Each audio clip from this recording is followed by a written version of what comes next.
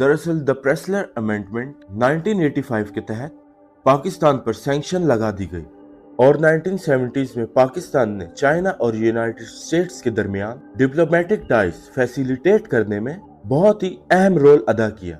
JF-17 ने पाकिस्तान और China के रिलेशंस को मजबूत किया। अस्सलाम वालेकुम दोस्तों, बैनुल-अक़वामी सियासत में दोस्ती सिर्फ यकीन की बुनियाद पर नहीं बल्कि मुश्तरका ज़रूरियात की बुनियाद पर की जाती है। लेकिन कभी कभी ये ज़रूरियात ऐसी दोस्ती में तब्दील हो जाती हैं जो तारीख बदल देती हैं। जिस तरह आज तक लोग पेट्रिक्लियस और एचलिस की दोस्ती की मिसाल देते हैं, और वैसे ही सैंक्शंस और बदलती हुई अलायंसेस के दरमियान पाकिस्तान ऐसी दोस्ती कायम कर सका जो लोहे की दीवार की तरह उसके साथ खड़ी रही। नाजरीन, यहाँ पर बात हो रही है पाकिस्तान और चाइना की दोस्ती की। नाजरीन, कई सालों तक पाकिस्तान एक बहुत ही मुश्किल चौराहे पर खड़ा रहा।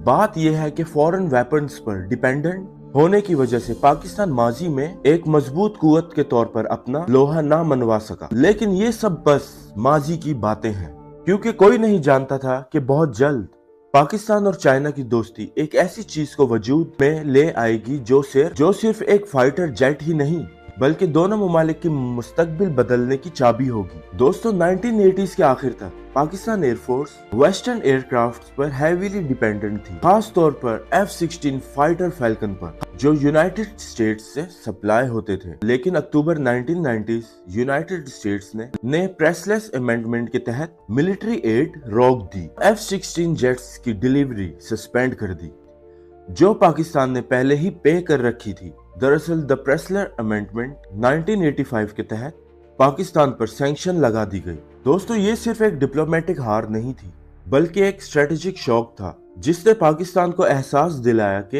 Air defence foreign policy decisions पर डिपेंड करती है। और इसी दौरान इंडिया अपनी एयरफोर्स मॉडर्नाइज कर रहा था और ये बात रीजनल पावर बैलेंस को और भी ज्यादा चैलेंज कर रहा था। पाकिस्तान को फौरी तौर पर एक ऐसे फाइटर जेट्स की जरूरत महसूस हुई, मॉडर्न हो, अफोर्डेबल हो और सबसे जरूरी अपने हो। दोस्तों, JF-17 की कहानी दरअसल 1960 से शुरू होती है, जब 1963 में पाकिस्तान और चाइना ने बॉर्डर एग्रीमेंट साइन किया। ये उनकी फॉर्मर स्ट्रेटेजी कॉर्पोरेशन का पहला स्टेप था।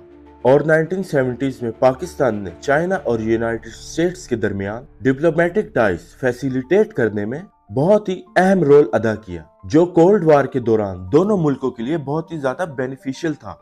वक्त के साथ साथ ये दोस्ती और भी गहरी होती रही और 1990s तक जब पाकिस्तान के ऊपर सैंक्शंस लगे और वेस्टर्न वेपन्स के ऑप्शंस कम से कम हो गए, चाइना एक रिलायबल और लॉन्ग टर्म पार्टनर बन के सामने आया और इसी पार्टनरशिप ने JF-17 की बुनियाद रखी। दोस्तों, 1995 से लेकर 1999 के दरमियान पाकिस्तान और चाइना मिलकर एक नया फाइटर जेट डेवलप करने का फैसला करने लगे, जिसको प्रोजेक्ट सुपर 7 के नाम से स्टार्ट किया गया। और इस प्रोजेक्ट को जॉइंटली लीड किया गया पाकिस्तान एरोनॉटिकल कॉम्प्लेक्स और चिंगदू एयरक्राफ्ट इंडस्ट्री ग्रुप्स के जरिए। चाइना ने डिजाइन और इंजीनियरिंग सपोर्ट प्रोवाइड की और जबकि पाकिस्तान ने मैन्युफैक्चरिंग और असेंबली हैंडल की।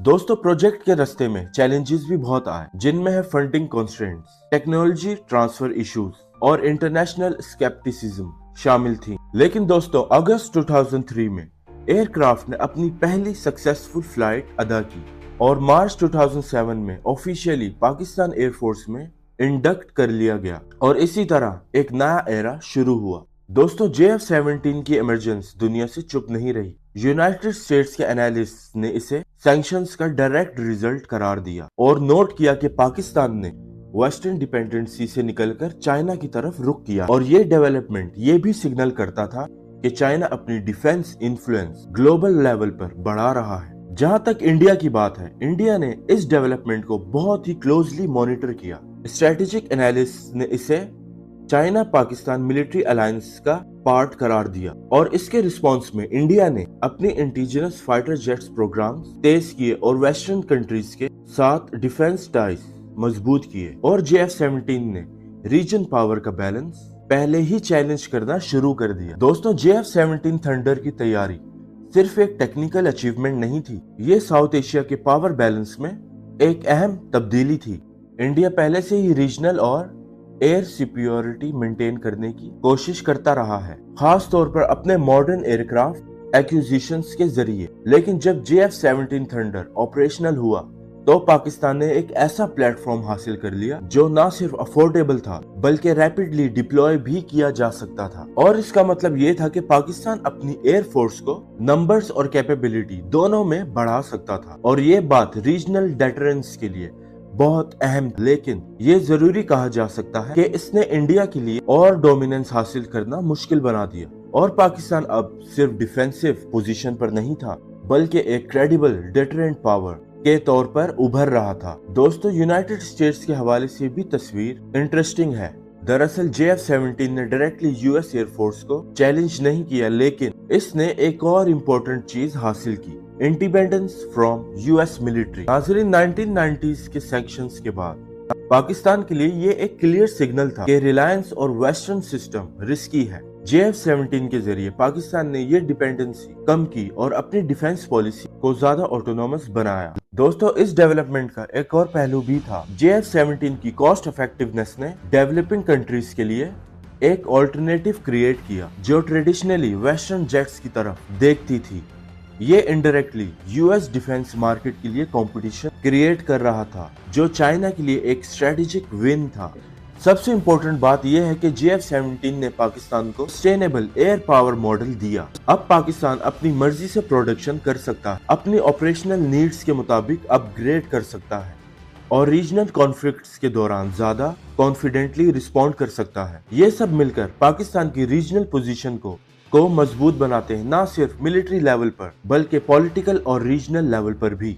JF-17 थंडर को इस फिलॉसफी के साथ डिजाइन किया गया कि मैक्सिमम कैपेबिलिटी, वो भी मिनिमम कॉस्ट पर। दोस्तों, डिफेंस रिपोर्ट्स के मुताबिक ये वेस्टर्न जेट से काफी सस्ता है और इसकी मेंटेनेंस भी आसान है, और ओवर टाइम एयरक्राफ्ट इवॉल्व हुआ। ब्लॉक 2 ने एयर टू एयर रिफ्यूलिंग और इम्प्रूव्ड एवियोनिक्स इंट्रोड्यूस किए, बल्कि ब्लॉक 3 ने एडवांस रडार और मॉडर्न एवियोनिक्स ऐड की, और ये पाकिस्तान के लिए गेम चेंजर बना, जिससे पुराने फ्लीट्स रिप्लेस हुए और ऑपरेशनल रेडीनेस ड्रामेटिकली इम्प्रूव हुए।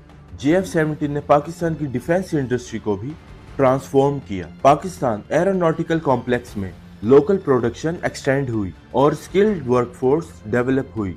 ये एयरक्राफ्ट सिर्फ अब एक डोमेस्टिक यूज के लिए नहीं बल्कि एक्सपोर्ट भी हुआ, जिसमें नाइजीरिया और म्यांमार भी शामिल है।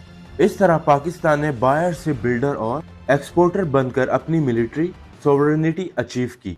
JF-17 ने पाकिस्तान और चाइना के रिलेशंस को मजबूत किया। डिफेंस के अलावा ट्रेड, इंफ्रास्ट्रक्चर और स्ट्रेटेजिक इन्वॉल्वमेंट में भी कॉर्पोरेशन बढ़ा, और इसका सबसे बड़ा example China Pakistan economic corridor, जो रीजनल जियोपॉलिटिक्स में पाकिस्तान का रोल इनहेंस करता है। एक्सपर्ट्स ने हाईलाइट किया कि JF-17 में कुछ लिमिटेशंस हैं, जैसे इंजन डिपेंडेंसी और वेस्टर्न जेट से थोड़ा परफॉर्मेंस गैप, लेकिन इसकी असली स्ट्रेंथ अफोर्डेबिलिटी और इंडिपेंडेंस है, जो डेवलपिंग कंट्रीज के लिए आइडियल सॉल्यूशन प्रोवाइड करता है। दोस्तों, आज JF-17 और एडवांस हो रहा है। फ्यूचर अपग्रेड्स के जरिए ये मॉडर्न वारफेयर सिस्टम इंटीग्रेट करेगा और रीजनल डेटरेंस और डिफेंस स्ट्रेटेजी स्ट्रेंथन करेगा। पाकिस्तान की एयर पावर अब एक सस्टेनेबल पाथ पर है। दोस्तों, JF-17 थंडर सिर्फ एक फाइटर जेट नहीं है, ये सैंक्शंस का जवाब है, दोस्ती का नतीजा है और खुद मुख्तारी की मिसाल है। 1990s की मजबूरी से लेकर आज की तारीख तक पाकिस्तान ने अपनी कमजोरी को एक ताकत में तब्दील कर दिया, चाइना के साथ मिलकर। और आज की तारीख में सवाल ये नहीं कि कौन ज्यादा ताकतवर है, बल्कि ये है कि कौन किसके साथ खड़ा है। दोस्तों, उम्मीद है आपको ये वीडियो पसंद आई होगी। वीडियो पसंद आई है तो वीडियो को लाइक कीजिए, चैनल को सब्सक्राइब कीजिए और कमेंट बॉक्स में अपनी राय जरूर बताएं कि आपको ये वीडियो कैसी लगी। मैं फिर से हाजिर होऊंगा ऐसे ही वीडियोस के साथ। तब तक के लिए अपना ख्याल रखिए। अल्लाह हाफ़िज़।